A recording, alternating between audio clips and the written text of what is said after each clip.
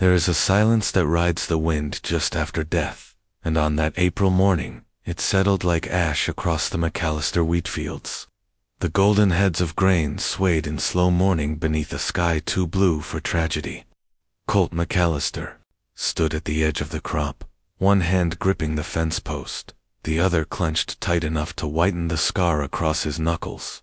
The wind whispered through the wheat, but no voices answered, not Ellie's high laugh, not Annie's soft hum. Only the stillness spoke now, and it spoke in grief. The house stood crooked on its bones, the front door hanging open like a mouth mid-scream. It had once smelled of biscuits and drying lavender, of love stitched into curtains and lullabies sung into dusk.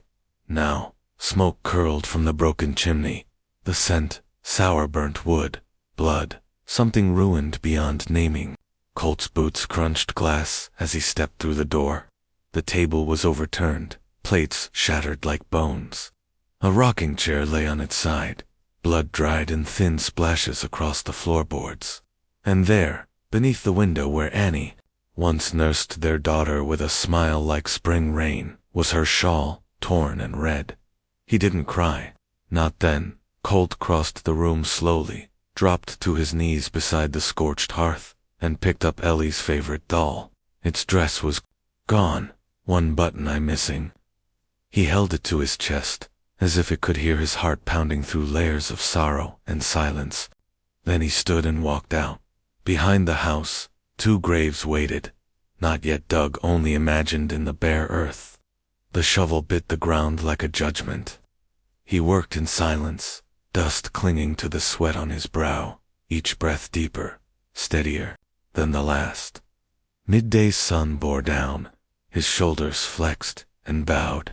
When the last mound was patted flat, Colt laid the doll on Ellie's grave and Annie's rosary across her own. He didn't pray prayers, had long since dried up in him, but he did whisper her name like a vow. Wheat brushed his legs as he walked back toward the barn, the wind stirring something else inside him, something old, brittle, and sharp. Behind the hayloft, he opened a chest no one had touched in 15 years. The hinges groaned like ghosts. Inside was a black oilskin coat, folded around a blade with a handle carved from bone. Beneath it, a coin silver, engraved with a sun and snake hand, a name that hadn't been spoken aloud since Santa Fe bled in the streets. Lazarus Colt. He didn't put the coat on. Not yet. He closed the lid and stood in the dimness of the barn, letting the dust settle on him like a shroud. Then he heard it, the creak of leather, a horse, a bootfall. Sheriff Boone stood just beyond the light, a toothpick hanging from his lip and his gaze low, like a man staring into his own grave. They were just passing through, Boone said quietly. 6 of 'em, whiskey drunk, angry. Thought you was home. Guess they didn't expect Annie to pull a shotgun. Colt said nothing. His face was stone, but his fingers twitched at his sides. I buried the bodies of 2 of 'em this morning, Boone added. Others scattered. Headed west, some say. Maybe into the canyon lands. Colt turned his face to the rafters, then to the sheriff. You telling me that so I forgive you for being late. Boone shifted. I'm telling you that so you know where to start. Outside, the wind picked up again, carrying the scent of wild sage and scorched memories. Boone stepped closer, lowering his voice like he was whispering to something dangerous. You've been hiding too long, Colt. Folks here think you're just a man with a field and a soft voice. But I remember Santa Fe. I remember that fire. You walk quiet, but your shadow's got teeth. Colt's jaw flexed. A man changes. Boone nodded slowly. Yeah, till life gives him a reason not to. That night, Colt sat on the front steps, moonlight touching the carved bird he'd left on the porch rail. It was a gift, though no one had asked for it. Willa Jameson had left bread there 2 nights before. Not out of pity, Willa didn't do pity, but because her own husband had died in silence, and she recognized that same silence in Colt. She approached without a word, lantern in hand, and placed a tin cup of coffee beside him. He didn't look up, but he nodded once. In the silence that followed, something passed between them. Not comfort, not even understanding, just presence. She sat beside him, a few steps down, careful not to touch.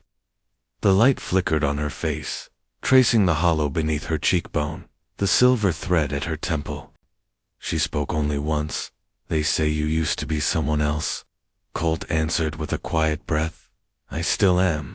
She nodded and rose, leaving the cup untouched. The wind caught her shawl as she walked into the night. Later, as darkness draped the sky like a funeral cloth, Colt opened the oilskin coat.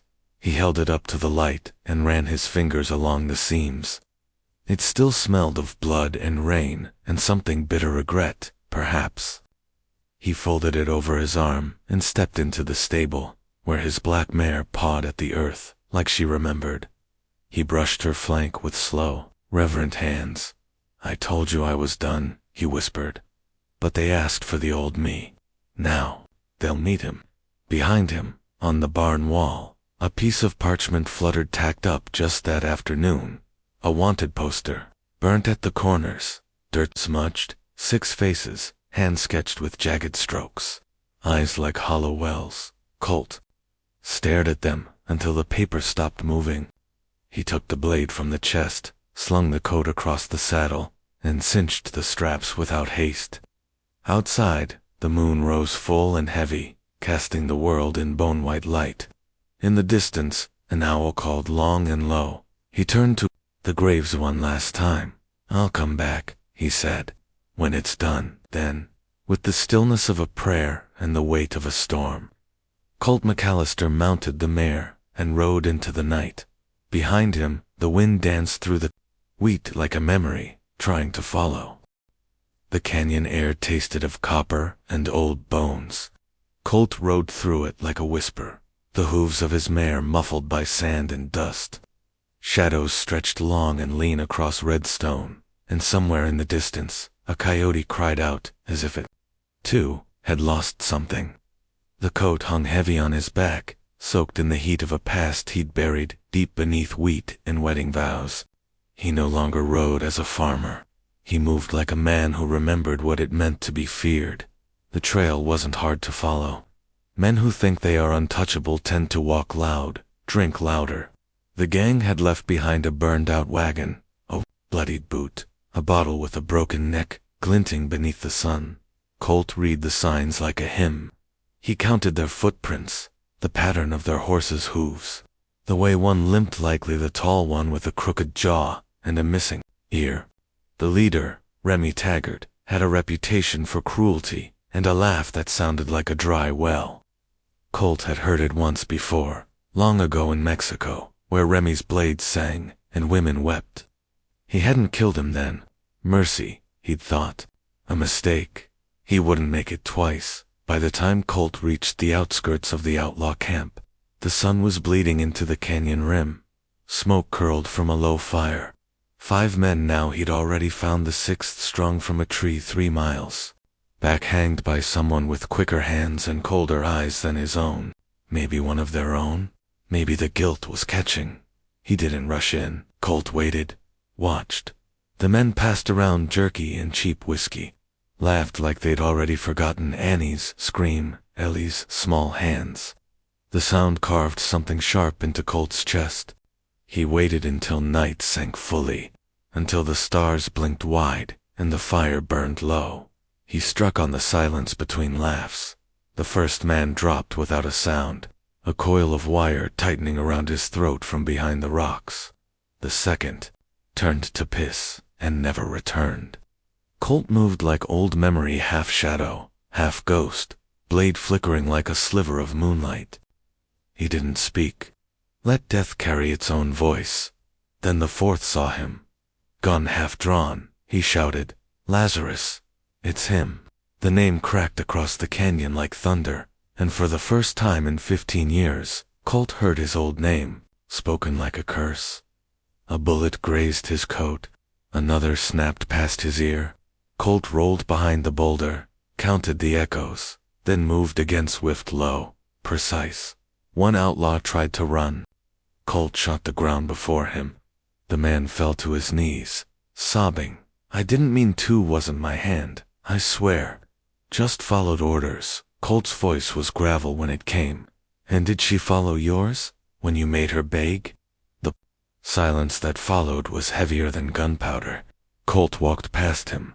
Remy Taggart stood at the edge of the firelight, hair greased back, a cigar trembling at the edge of his lip. Well, hell, he muttered. I always said you'd come back, from the dead. Colt didn't answer. He simply dropped the silver coin into the dirt between them, the one with the sun and the snake. Remy's laugh was slow, broken. That old thing. Thought you tossed that away when you traded the blade for a plow. I kept it, Colt said. As a warning. The air shifted. Remy reached for his belt, but Colt was faster. Not with a gun, with his stare. Remy hesitated. Why now? The outlaw said, suddenly tired. You could have lived out your life. Forgot us? Colt's voice broke at the edges. I did forget you, but you came back in her screams. Remy sneered, and in one swift motion, lunge knife, flashing silver, Colt sidestepped, twisted the man's wrist, and drove his own blade, deep, not quick, not clean. They struggled like animals, grunting, breath hot with rage and grief. Dust rose around them. The fire flickered higher, casting long shadows across the rocks. When it was done, Remy lay gasping, blood soaking into the dirt. Colt crouched beside him, not to watch him die, but to watch the light leave his eyes. It didn't satisfy him. Nothing could. A voice behind him startled him back into the moment. You weren't gonna come back, Willa said, stepping into the light, her dress dusty, pistol limp in her hand. I figured, if I followed far enough, I'd see the man. You used to be. Colt stood, slow, like the weight of the night had settled into his spine. You shouldn't have come, I know. She moved closer, eyes fixed on the dead men. But I wanted to see if vengeance would make you whole, or hollow. He looked down at his hands. They were steady, cold. I can't tell yet. She studied him a long moment, then said, I brought you something. From her satchel, she pulled a folded cloth inside, Ellie's daisy crown, dried and fragile, but intact. You left it on the grave. I thought maybe you needed reminding. Colt took it with trembling fingers. The dried stems felt like bones. They buried the men before dawn, not out of mercy, but to stop the buzzards. Colt didn't speak. Willa worked beside him in silence, her sleeves rolled up, sweat streaking her brow. At sunrise, they stood together on the cliff, watching the golden rim of day climb up the red stone. Below, the canyon held the dead like secrets. I used to think people like you didn't change, Willa said, voice soft. That once you kill, that's all you are. But I was wrong. Colt turned his face to the sun. It hurt his eyes. But he kept looking.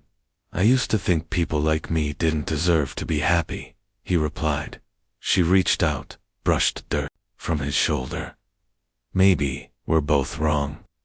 The mare waited patiently at the ridge, Colt's coat flapping against her side. Willa mounted her own horse, adjusting her hat against the coming heat. They didn't speak of where they were going next, only that they weren't going back. As they rode, the wind picked up behind them, and the canyon swallowed the last of the smoke and the blood and the old name that had followed Colt like a shadow all his life.